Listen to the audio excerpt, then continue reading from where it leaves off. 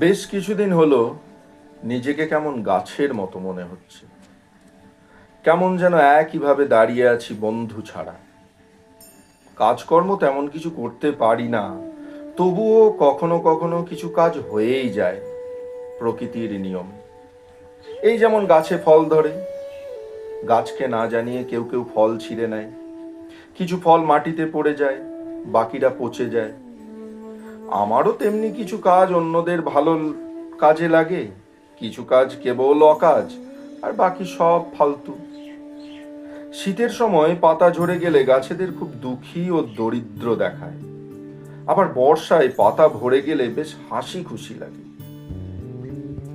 যেন পকেটে অনেক টাকা এসেছে। আমিও ঠিক সেরকম কাজ হারিয়ে ফেলি, বন্ধু হারিয়ে ফেলি, দরিদ্র আমাকে শুকিয়ে দেয়। আবারও আবার কখনো একটু কাজ পেলে, পকেটে টাকা এলে মনটা ভরে ওঠে। বেশ কিছুদিন হলো নিজেকে গাছের মতো লাগে। আমার নিজের লেখা কবিতা, গাছ ও আমি।